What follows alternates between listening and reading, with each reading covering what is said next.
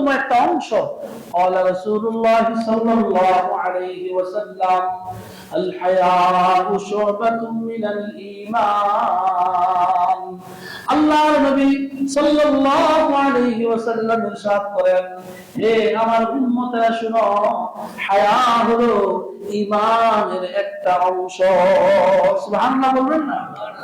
অন্য হাদিসে আল্লাহর নবী সাল্লাল্লাহু আলাইহি ওয়াসাল্লাম ইরশাদ করেন, ইন্নাল হায়া ওয়াল ঈমানা কুরিনা জামিআ ফাইযা রুফিআ আহাদুহুমা রুফিআল আখার।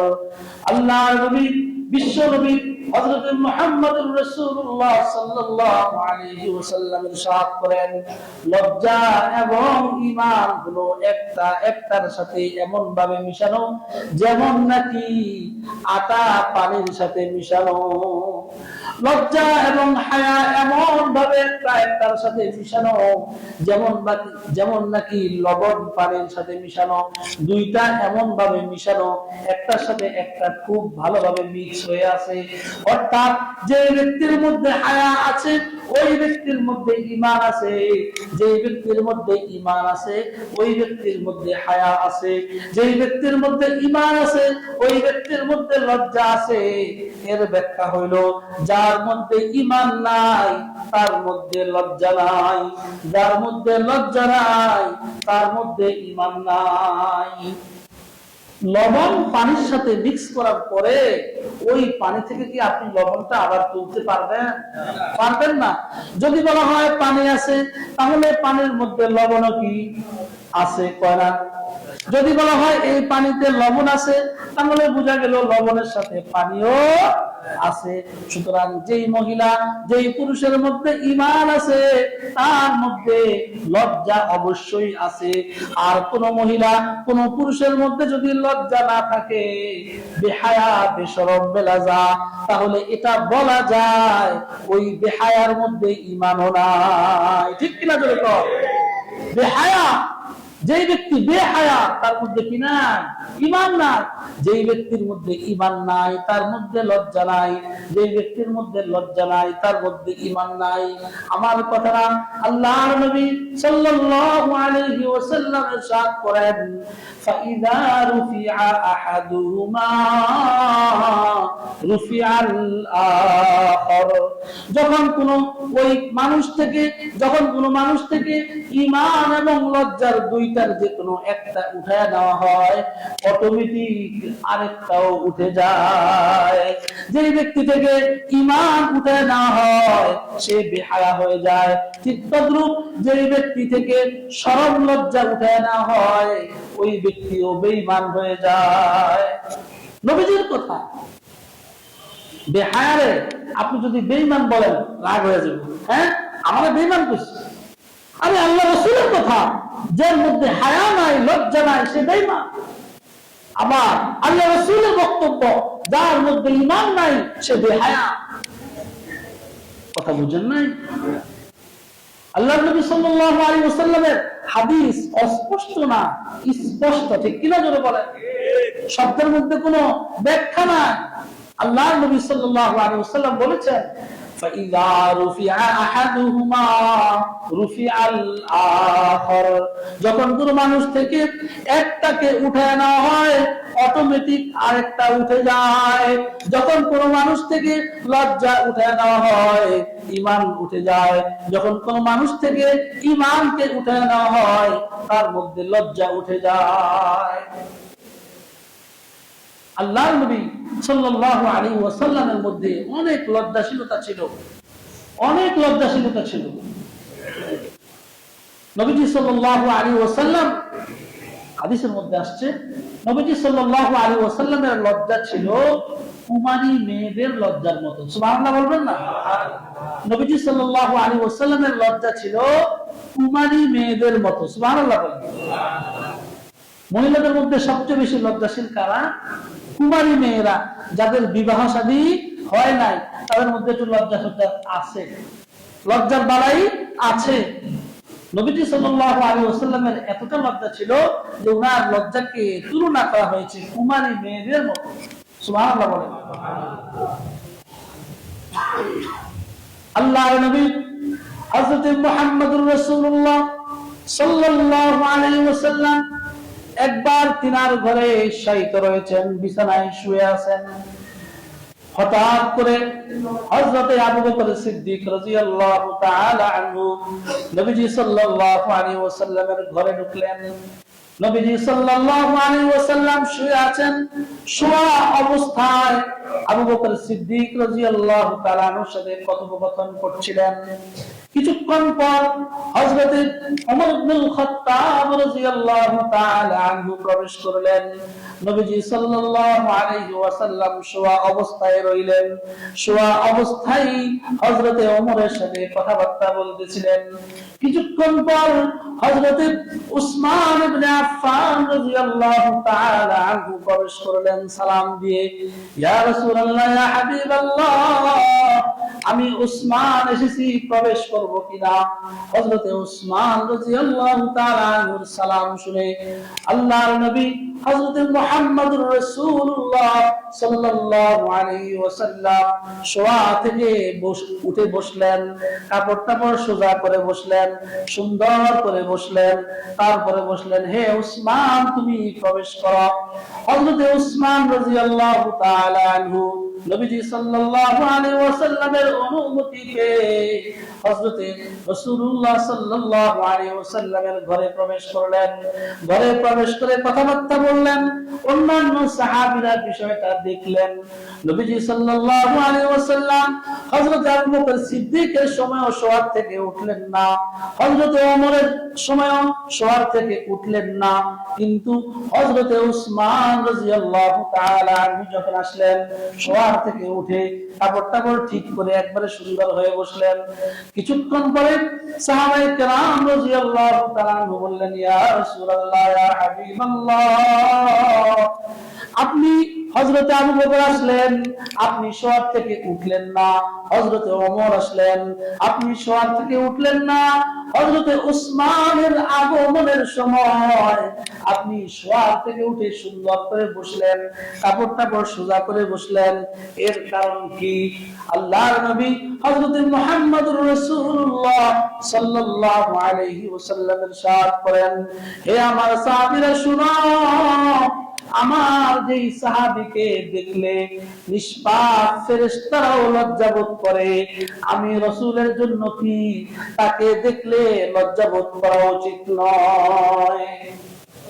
সাহাবায়ে কেরাম বলেন, হ্যাঁ ইয়া রাসূলুল্লাহ, যেই সাহাবীকে দেখলে নিষ্পাপ ফেরেশতারা লজ্জাবোধ করে, আপনারও লজ্জা পাওয়া উচিত। আল্লাহর নবী হযরত মুহাম্মদুর রাসূলুল্লাহ সাল্লাল্লাহু আলাইহি ওয়াসাল্লাম বললেন, হে আমার সাহাবীরা শুনো, আমার সাহাবী হযরত উসমান ইবনে আফফান রাদিয়াল্লাহু তাআলা আনহুর মধ্যে এত লজ্জা, এত বেশি শরম, এত বেশি লজ্জাশীলতা, আমার উসমানকে আকাশের ফেরেশতারা দেখলেও লজ্জাবোধ করে। সুবহানাল্লাহ। এই জন্য হযরত উসমান যখন প্রবেশ করেছে, এই জন্য আমি উঠে বসেছি, কাপড় হাঁটু পর্যন্ত ছিল, আমি এই জন্য নামায় সুন্দর করে বসছি। সুবহানাল্লাহ বলবেন না? নবীজি সাল্লাল্লাহু আলাইহি ওয়াসাল্লামের মধ্যে কত সতর্কতা, কত লজ্জাশীলতা। হযরত যায়েনব বিনতে জাহাশ রাদিয়াল্লাহু তাআলা আনহা নবীজি সাল্লাল্লাহু আলাইহি ওয়াসাল্লামের একজন স্ত্রী। যায়েনব বিনতে জাহাশ রাদিয়াল্লাহু তাআলা আনহাকে যখন নবীজি সাল্লাল্লাহু আলাইহি ওয়াসাল্লাম বিবাহ করলেন, বিবাহ পরবর্তী ওলিমার আয়োজন করলেন। খাদেম হযরত আনাস রাদিয়াল্লাহু তাআলা আনহুকে বললেন, হে আমার আনাস, তুমি আমার সাহাবীদেরকে এক গ্রুপ করে ঘরে প্রবেশ করাও, সবাইকে ওলিমা খাওয়াও, এক গ্রুপ করে প্রবেশ করাও, ওলিমা খাওয়াও। যেহেতু নবীজি বিবাহ করেছেন, এই জন্য ওলিমার ব্যবস্থা করেছেন। এই জন্য যে বিবাহ করে তার পক্ষ থেকে মেহমানদারিকে বলা হয় ওলিমা। আর এই ওলিমা খাওয়া সুন্নাত। ওলিমা খাওয়া কি সুন্নাত? মেয়ের বাড়িতে খাওয়া ঠিক না। মেয়ের বাড়িতে 100-200 মানুষ গিয়া একবারে ঝাঁপায়া পড়া, এগুলো ঠিক না। মেয়ের বাড়িতে যত কম মানুষ নেওয়া যায় মেয়ের বাবা যদি অর্থ সম্পদ থাকে, খুশিতে যদি বলে যে না আপনারা কি আসবেন না আসবেন জানি না, আমি 2-400 মানুষ খাওয়াবো ইনশাআল্লাহ, সেটা ভিন্ন কথা। কিন্তু ছেলের পক্ষ থেকে বলা যে আমরা 200 আনবো, আমরা কত আনবো, ছেলে মেয়ের পক্ষ 20-50 জন খাওয়ানোর মতো অবস্থা নাই, বলে আমরা 200 আসবো, বিয়া হইব নাহলে হইতো না। 200 খাওয়াইতে পারবেন কি পারবেন না বলেন? যদি 200 খাওয়াইতে পারেন বিয়া হইব নাহলে এনে শেষ, হয় কি করে না? সম্পূর্ণ না যায়। আল্লাহর নবী সাল্লাল্লাহু আলাইহি ওয়াসাল্লাম ওলিমার আয়োজন করে আনাসকে বললেন, আনাস সাহাবীদেরকে ঢুকাও, খাওয়াও, আমি একটু আমার অন্যান্য স্ত্রীদের সাথে সাক্ষাৎ করে আসি। আল্লাহর নবী সাল্লাল্লাহু আলাইহি ওয়াসাল্লাম এইদিকে মেহমানদারি চলতেছে। আল্লাহর নবী প্রথমে গেলেন আম্মাজান আয়েশার ঘরে। আম্মাজান আয়েশা বলেন, ইয়া রাসূলুল্লাহ, ইয়া হাবিবাল্লাহ, আপনার নতুন স্ত্রী কেমন করলো? আল্লাহর নবী সাল্লাল্লাহু আলাইহি ওয়াসাল্লাম যা বলার বললেন। এরপরে আরেক স্ত্রীর বাসায় গেলেন, ওই স্ত্রীও বললেন, হে আল্লাহর নবী সাল্লাল্লাহু আলাইহি ওয়াসাল্লাম, আপনার নতুন স্ত্রী কেমন হলো? আল্লাহর নবী উত্তর দিলেন। এরপরে ধারাবাহিকভাবে সকল স্ত্রীদের বাসায় থেকে ঘুরে আবার আম্মাজান আয়েশার ঘরে আসলেন। আম্মাজান আয়েশার ঘরে দেখা করে যখন আবার ওই যায়েনব বিনতে জাহাশ রাদিয়াল্লাহু তাআলা আনার ঘরে আসবেন, আয়েশা দেখতেছেন ওই যে মেহমানদারি চলতেছিল।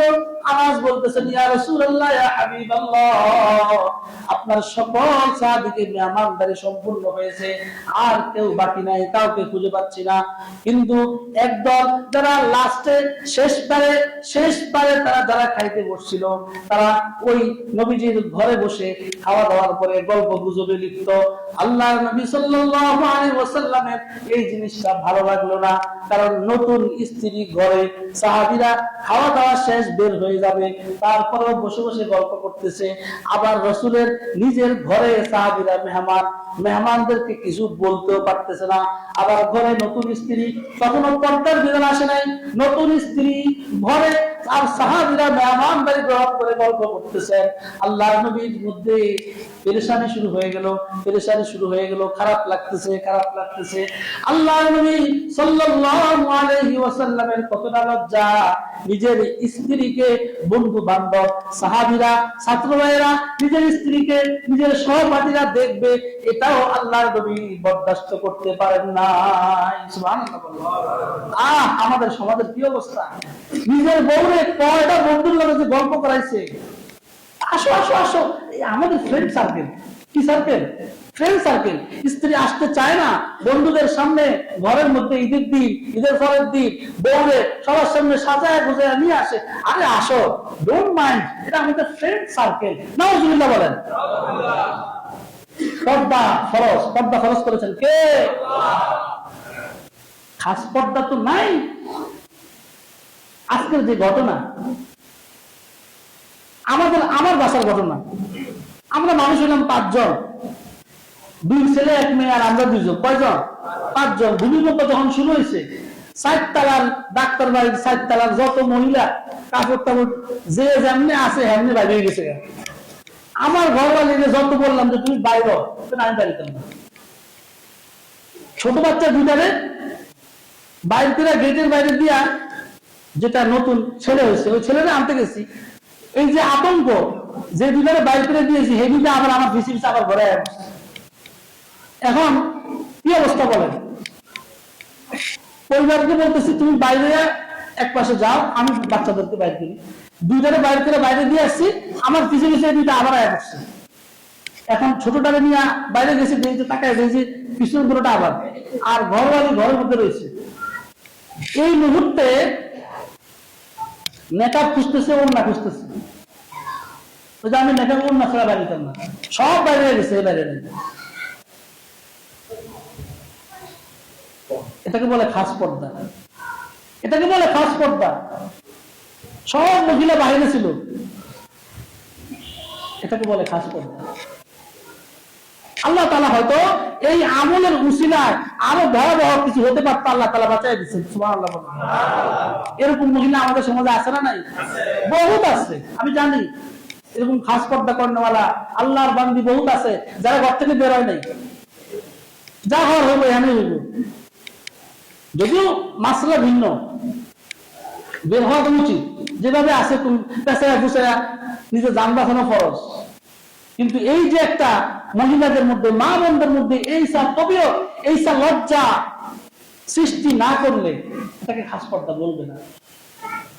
এই কঠিন 3-4 সেকেন্ডের মুহূর্তে যারা নিজের জীবন থেকেও নেকাব, হিজাব, পর্দাকে বেশি গুরুত্ব দেয়, আল্লাহ তাআলা এই সমস্ত দিনদার মহিলাদের কারণে এই দুনিয়া টিকে রাখে, ঠিক কিনা বলেন? অন্যথায় আজকে আমি বিল্ডিং এর যে মোড়গুলানি শুনছি, আমি কালিমা পড়ছি যে আজকে মনে হয় আমার এখানে শেষ, কালিমা পড়ছি, বাচ্চাদেরকে নিতেছি, কিন্তু আমার আজকে মৃত্যুর সাথে আমি সাক্ষাৎ করছি। আপনাদের কার কি হয়েছে জানি না, উৎপত্তি স্থল আমাদের রূপগঞ্জ নরসিংদী, আর 5.7 স্কেল সবচেয়ে বেশি এই এলাকায় হয়েছে। আপনাদের কি হয়েছে জানি না, আমি আল্লাহর সাথে মৃত্যুর সাথে আজকে সাক্ষাৎ করছি। আমার মনে হয়েছে যে আজকে মনে হয় এখানে শেষ। নবীজি সাল্লাল্লাহু আলাইহি ওয়াসাল্লামের নতুন বউ ঘুমটা দিয়া ঘরে আছে, ওই ঘরে আবার মেহমানদারি চলতেছে। এখন সাহাবীরা খায়া কেউ দাঁত খিলাল করে, কেউ ফান খাইতে আছে, বার হয় না। খাওয়ার পরে একটু ভালো লাগে না, ঘরে বসে একটু গল্প করতে ভালোই লাগে। নবীজি সাল্লাল্লাহু আলাইহি ওয়াসাল্লামের পেরেশানি, ঘরে নতুন বউ, এরা ঘর থেকে বাড়ি দিচ্ছে না কেন, বাড়ি দিচ্ছে না কেন। আবার আমাদের আয়েশার ঘরে গিয়ে বলতেছেন, দেখো এরা তো খাওয়া দাওয়া করলো, বেরোয় যাবো না, আমার নতুন বউ ঘরে, আমি যাবো ঢুকবো কথাবার্তা বলবো, এটা বাইরে হয় না কেন? সুবহানাল্লাহ বলবেন না? সাথে সাথে আল্লাহ রাব্বুল আলামিন নবীজি সাল্লাল্লাহু আলাইহি ওয়াসাল্লাম ঘরে এক পা দেওয়ার সাথে সাথে জিবরাইল আমিন আলাইহিস সালাতু ওয়াস সালাম অবতীর্ণ করে বললেন, হে আল্লাহর নবী, আজ থেকে আম্মা জানদের সাথে সকল সাহাবীদের উপর এবং এই উম্মতের উপরে আমি পর্দাকে ফরজ করে দিলাম। আল্লাহু আকবার। সাথে সাথে আল্লাহর নবী সাল্লাল্লাহু আলাইহি ওয়াসাল্লাম এই আয়াতের উপরে আমল শুরু করলেন। একটা পর্দা নিয়া সাথে সাথে স্ত্রী এবং সাহাবীদের মাঝে পর্দাটা দিয়া ওই আয়াতটা সাহাবীদেরকে শোনায়া দিবেন। সাহাবীরা শুনা হয়ে গেছে, হায় রে, আমরা তো কিছুই জানি না, আমরা তো খোঁজ গল্প করতেছি, আর এই ফাঁকে আল্লাহ তাআলা পর্দার আয়াত নাযিল করে দিয়েছে, এখানে তো আর থাকা যাবে না। সব সাহাবীরা দৌড়াইয়া নবীজির ঘর থেকে বাইরে হয়ে গেছে। আল্লাহু আকবার। আল্লাহু আকবার। নবীজির মধ্যে কি পরিমাণ লজ্জা ছিল, কি পরিমাণ লজ্জা ছিল। আল্লাহু আকবার। মেরাজের ঘটনা, যখন 50 ওয়াক্ত নামাজ নিয়ে নবীজি সাল্লাল্লাহু আলাইহি ওয়াসাল্লাম আসতেছিলেন, হযরতে মূসা আলাইহিস সালাতু ওয়াস সালাম বললেন, হে মুহাম্মদ, শেষ নবীর উম্মত, তোমার উম্মতেরা দুর্বল, 50 ওয়াক্ত পরে 2-4 ওয়াক্ত আদায় করার সময় পাইবো না। ঘটনা এরকম, ঠিক কিনা বলেন? 2-4 ওয়াক্ত নামাজ পড়ার সময় আমাদের কি নাই? আল্লাহ দিয়েছেন কত? 50 ওয়াক্ত। হযরত মূসা বললেন, হে মুহাম্মদ, যাও যাও আল্লাহর কাছে গিয়ে বলো একটু কমায়া দিতে। মুহাম্মদুর রাসূলুল্লাহ সাল্লাল্লাহু আলাইহি ওয়াসাল্লাম আল্লাহর কাছে গিয়ে বললেন, আল্লাহ, আমার উম্মত তো 50 ওয়াক্ত পারবে না। হযরত মূসা আমারে পাঠাইছেন, আমি কিন্তু আই নাই। আল্লাহ বলেন, যাও যাও, ঠিক আছে, 5 ওয়াক্ত কমায়া দিলাম। লজ্জা পাইতেছে। 5 ওয়াক্ত কমায় নিয়ে কত হইল? 45 নিয়ে আসতেছে। মূসা বলতেছেন, হে মুহাম্মদ, তোমার উম্মতরা 45ও পারবে না, আবার যাও। আল্লাহর নবী সাল্লাল্লাহু আলাইহি ওয়াসাল্লাম আবার গেলেন, আল্লাহ, আমি কিন্তু আহি নাই। হযরত মূসা কালিমুল্লাহ আপনার নবী আমারে পাঠাইছে, 45 ওয়াক্ত নাকি পারবো না। আল্লাহ বলেন, ঠিক আছে, যাও, আরো 5 ওয়াক্ত কমায় দিলাম। কত হইল? আল্লাহর নবী সাল্লাল্লাহু আলাইহি ওয়াসাল্লাম 40 নিয়ে আসলেন। হযরত মূসা বললেন, কত কমাইছে মুহাম্মদ?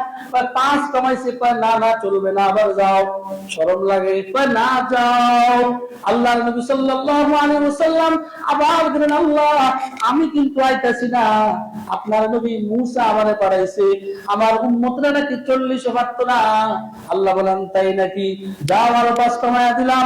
এইভাবে আরো 5 কমাইতে কমাইতে 5 ওয়াক্ত। কয় ওয়াক্ত? 5 ওয়াক্ত। আল্লাহর নবী সাল্লাল্লাহু আলাইহি ওয়াসাল্লাম দুনিয়াতে আসার সময় হযরত মূসা বললেন, কি ব্যাপার? কয়, হে আল্লাহর নবী মূসা, আল্লাহ মাত্র 5 ওয়াক্ত নামাজ দিছে, তো তোমার উম্মত পারতো না, আবার যাও। মূল পয়েন্ট হইল আল্লাহর নবী সাল্লাল্লাহু আলাইহি ওয়াসাল্লামকে যখন 5 ওয়াক্ত নামাজ দেওয়া হইল, আল্লাহর নবী হযরত মূসাকে বললেন, হে মূসা নবী, আমার দ্বারা আল্লাহর কাছে আর যাওয়া সম্ভব না। আমি শেষ নবী, আমার উম্মত বুঝি এতই খারাপ হইব 5 ওয়াক্ত নামাজও পড়তো না, এটা আমার জন্য লজ্জা। উচিত ছিল আমি শেষ নবী মুহাম্মদুর রাসূলুল্লাহ, সব নবীদের সরদার, আমার উম্মতের 50 ওয়াক্ত নামাজই পড়া উচিত ছিল, ঠিক কিনা বলেন? সেখানে আল্লাহ 45 কমায় দিছে, আমি আর যেতাম না, এই ফাঁস লয়ে দুনিয়াতে গেলাম। সুবহানাল্লাহ কয় না? তাইলে আল্লাহ রাব্বুল আলামিন নবীজি সাল্লাল্লাহু আলাইহি ওয়াসাল্লামের এই লজ্জার কথা শুনছে কি শুনছে না? জিবরাইলের মাধ্যমে পাঠিয়ে দিয়েছে, হে জিবরাইল, যাও যাও মুহাম্মদুর রাসূলুল্লাহকে বলো, শেষ নবীর উম্মতেরা যদি এই 5 ওয়াক্ত নামাজ সহি করে আদায় করে, আমি আল্লাহ তাদেরকে 50 ওয়াক্ত নামাজের সওয়াব দান করব। কয় ওয়াক্ত সওয়াব? কত? 50 ওয়াক্ত নামাজের সওয়াব। পৃথিবীতে যত নবী রাসূল আগমন করেছে, আর কোন নবী রাসূলের উম্মতের জন্য এত বড় সুসংবাদ নাই। সুবহানাল্লাহ। নামাজ কয় ওয়াক্ত? সওয়াব কয় ওয়াক্ত? 50 ওয়াক্ত। এই উম্মতেরা, এই নবীর উম্মতেরা যারা এখনো নামাজ পড়ে না, আজকের এই ঘটনা থেকে, ভূমিকম্প থেকে নাও, সতর্কতা নাও। আজকের এই ঘটনা থেকে তুমি নিজের জন্য ইবরত হিসাবে নাও। আজকের এই ঘটনা, আজকের এই ভূমিকম্প থেকে কোন মানুষ যদি শিক্ষা না নেয়, সে মানুষের কাতারে না, ঠিক কিনা বলেন? আজকের এই যে ঘটনা ঘটে গেল, আজকের এই ভূমিকম্প হইল, হইতে পারত আমাদের এই রূপগঞ্জে 1000 মানুষের মৃত্যু, ঠিক কিনা বলেন? আর 2-1 সেকেন্ড হইলে আমার মনে হয় 8-10টা বিল্ডিং নোয়াপাড়ায় ভাঙতো, ঠিক কিনা বলেন? আর 2-1 সেকেন্ড যদি হইতো, আজকে হয়তো আমি ইমাম সাহেব দুনিয়াতে থাকতাম না। আর যদি 2-1 সেকেন্ড হইতো, দেখা যেত বহু মুরব্বীর লাশ। আর যদি 2-1 সেকেন্ড হইতো, দেখা যেত বহু যুবকের লাশ, ঠিক কিনা জোরে বলেন? এই জন্য আল্লাহর বান্দারা, ভূমিকম্প হইতেছে, বাইসা গেছো, রাস্তায় এসে হাসি খুশি করো, হাসাহাসি করো, বাইচা গেছি, এই হয়েছে সেই হয়েছে, খবর দেখো। আরে ভাই, আল্লাহ রাব্বুল আলামিন এই ভূমিকম্পের মাধ্যমে তোমাকে হাসার জন্য মেসেজ দেয় নাই। আল্লাহ রাব্বুল আলামিন এই ভূমিকম্প দিয়েছেন তোমাকে আমাকে আল্লাহর হুকুমের প্রতি মনোযোগী হওয়ার জন্য, ঠিক কিনা বলেন? আফসোস, ওয়াদা করেন আজকের যে ঘটনা, আল্লাহ তাআলা আমাদেরকে নতুন জীবন দান করেছেন, ঠিক কিনা জোরে বলেন? এই নতুন জীবন আমরা আল্লাহর জন্য উৎসর্গ করতে কারা প্রস্তুত আছি? হাত জায়গায় দেখাই। আল্লাহু আকবার। হে আল্লাহ, আপনি আমাদের সকলকে আপনার খাঁটি গোলাম হওয়ার তৌফিক দান করেন। সকলে বলি আমিন। হে আল্লাহ, আপনি আমাদের সকলকে 5 ওয়াক্ত নামাজ জামাতের সাথে আদায়ের তৌফিক দান করেন। সকলে বলি আমিন। ওয়া আখির দাওয়ানা আলহামদুলিল্লাহি রাব্বিল আলামিন। আসসালামু আলাইকুম ওয়া রাহমাতুল্লাহ।